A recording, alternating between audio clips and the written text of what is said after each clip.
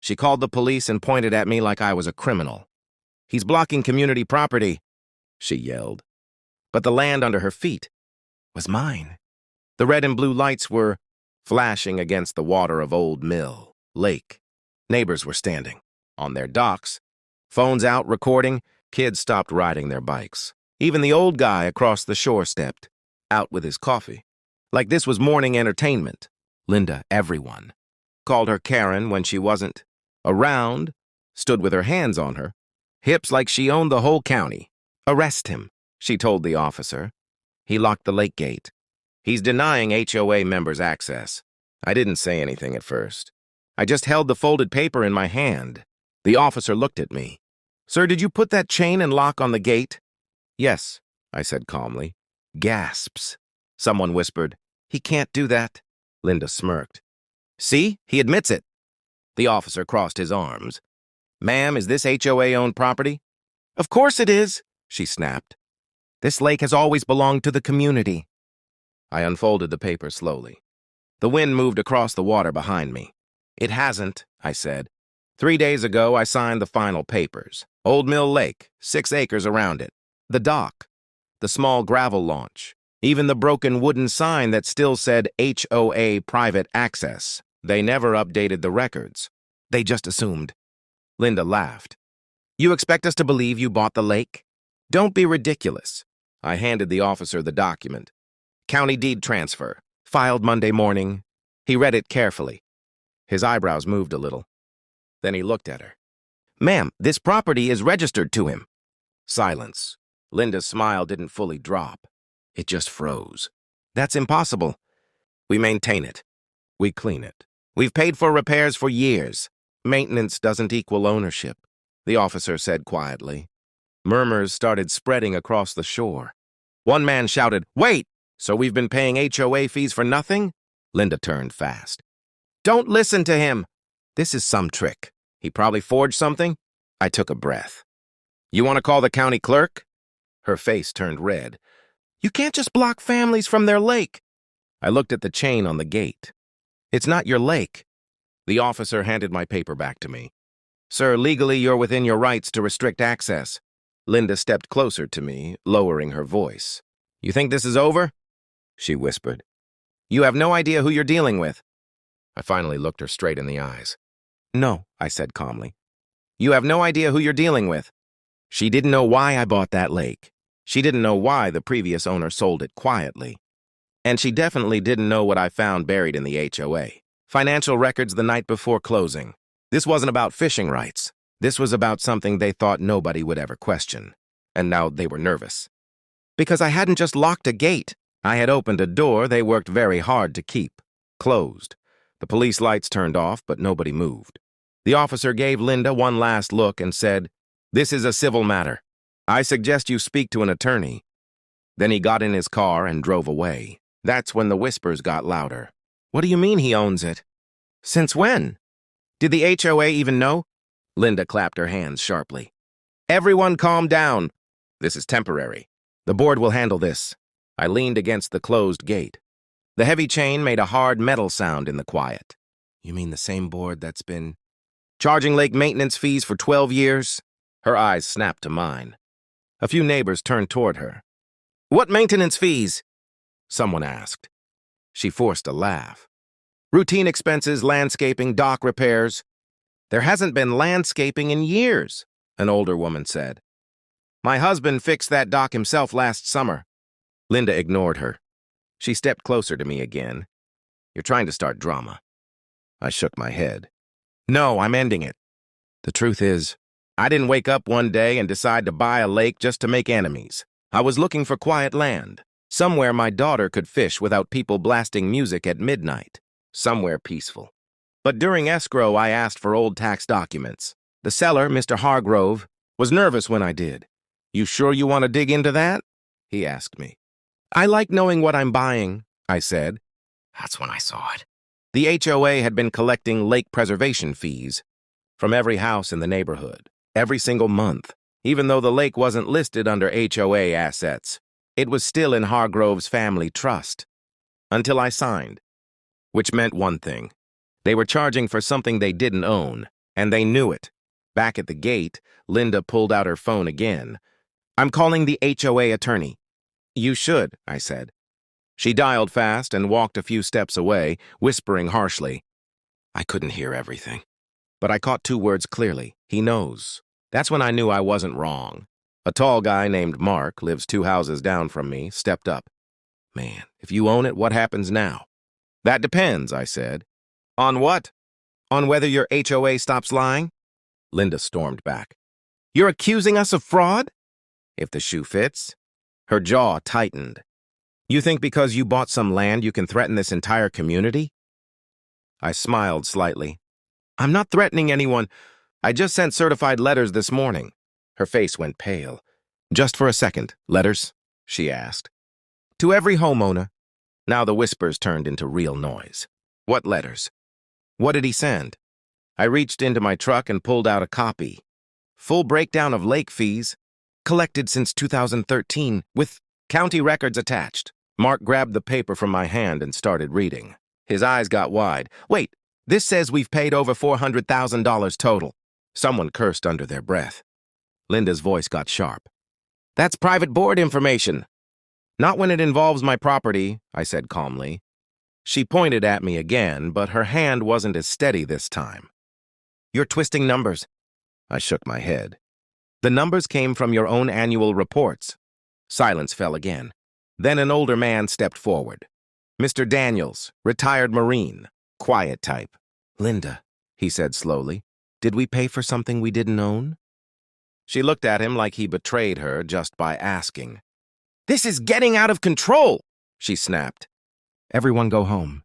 Emergency board meeting tonight." But nobody moved, because something had shifted. They weren't looking at me like I was the villain anymore. They were looking at her. Linda leaned in close to me one last time. Her voice dropped low. "You have no idea how ugly this can get." I met her stare. "I do." And I wasn't bluffing. That evening, I sat at my kitchen table while my daughter colored quietly beside me. The sun was setting over the lake. It was peaceful again, for now. My phone buzzed.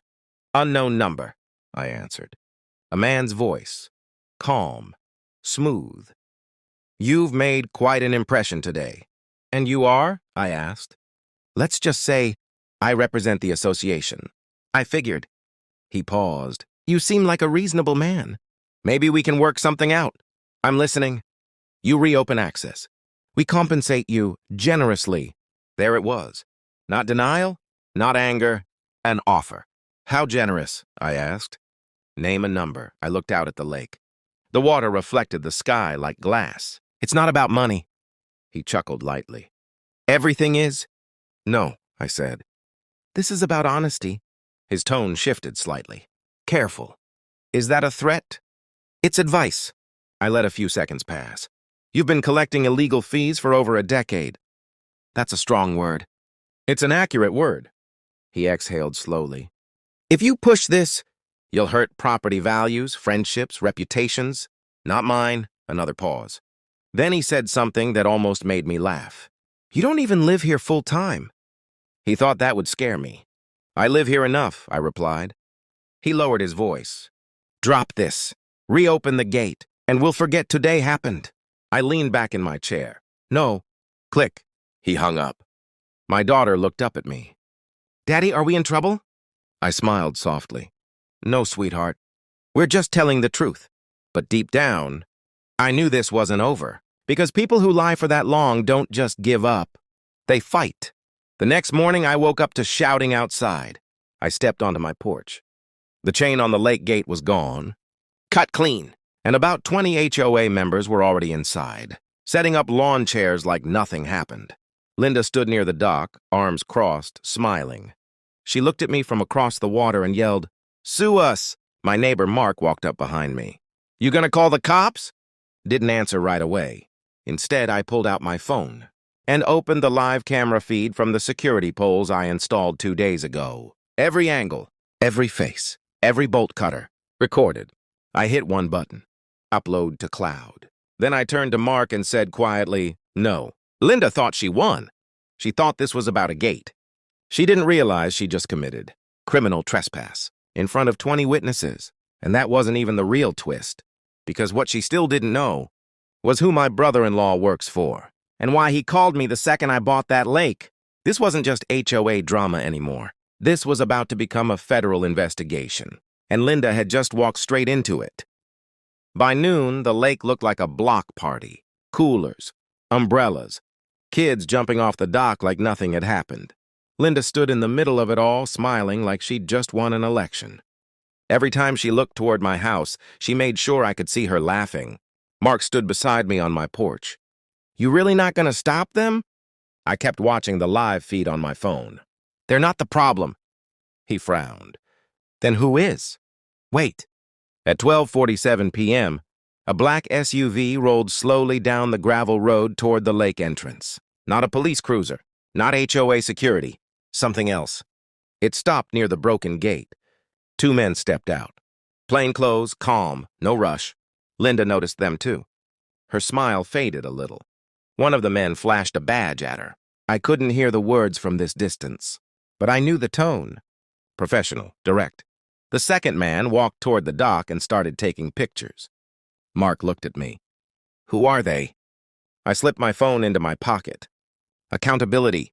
See, my brother-in-law doesn't just work in government." That's what I told Linda, to keep it simple. What he actually does is forensic financial investigation. And when I showed him the HOA's public filings, he went quiet for a long time. "That's not sloppy bookkeeping," he told me. "That's structured diversion." I didn't fully understand the words at the time. I do now. Back at the lake, the man with the badge asked Linda something simple. I could read it on his lips. "Who authorized the fee collections?" She pointed toward the houses, toward the board, toward anyone but herself. The second agent walked straight to the dock and asked a kid to step aside. He crouched down, examined the new boards, took pictures of the metal brackets underneath. Those brackets had company markings, the same company listed in the HOA's expense reports. Only one problem. That company shut down 6 years ago. Mark looked at me slowly.